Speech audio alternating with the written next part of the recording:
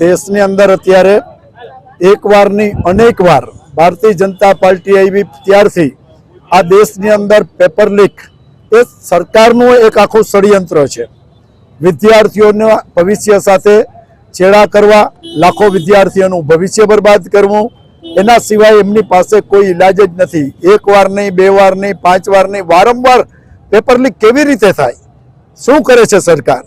આ સરકારની જવાબદારી છે। દેશનું યુવાધન બરબાદ થઈ રહ્યું છે, એમની ઉંમરો પૂરી થઈ રહી છે, નોકરીની ઉંમરો એની ખતમ થઈ રહી છે, અને ત્યારે આ સરકાર એ તાઇફાઓ કરે છે, પ્રોગ્રામો કરે છે।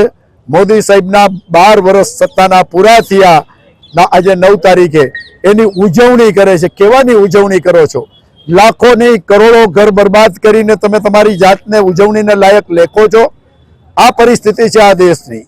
મોંઘવારીની અંદર તમે જોવો છો કે જનતા કાયદેસર મોંઘવારીમાં જેલની અંદર પીસાતી હોય એ પરિસ્થિતિમાં છે। જ્યારે એમને મોંઘવારીથી બહાર કાઢવાનો સમય છે ત્યારે તમે તમારા 12 વર્ષની ઉજવણી કરો છો। આ ઉજવણી કરવાનો તમને અધિકાર નથી જ્યાં સુધી જનતા પીડાય છે, જ્યાં સુધી વિદ્યાર્થી પીડાય છે, જ્યાં લગી એક એક ઘરે ચૂલો સળગતો નથી। તમે કેવાની ઉજવણી કરો છો? તમારી જવાબદારીઓમાંથી તમે કેવી રીતે ભાગો છો? શિક્ષણ મંત્રી ધર્મેન્દ્ર પ્રધાનનું રાજીનામું માંગવામાં આવ્યું છે।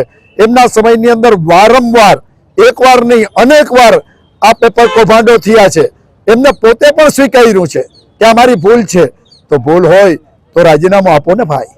જ્યારે રેલવે મંત્રી તરીકે લાલ બહાદુર શાસ્ત્રી હતા, રેલવેનો એક્સિડન્ટ થયું, નૈતિકતાની દ્રષ્ટિએ લાલ બહાદુર શાસ્ત્રીએ રિઝાઇન કર્યું હતું, એમને તો કોઈ એક્સિડન્ટ નહોતું કર્યું।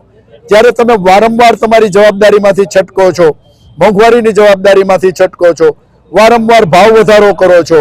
ગેસના સિલિન્ડર એ ચૂંટણી ટાણે તમે 12 મહિનામાં 12 આપતા હતા, પછી તમે 9 કર્યા, ગઈકાલથી 9 વાળા 4 કર્યા। એક બાજુથી મોંઘવારી, ભાવ વધારો, ગેસનો ભાવ વધારો, જનતા કઈ રીતે જીવે? એના માટે આખા દેશની અંદર કોંગ્રેસ પાર્ટીએ આજે ધરણાનો કાર્યક્રમ યોજ્યો છે।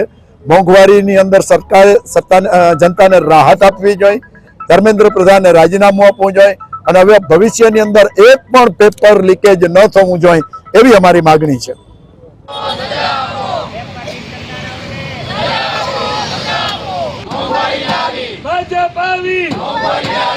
મુખ્ય પ્રધાન શિક્ષણ મંત્રી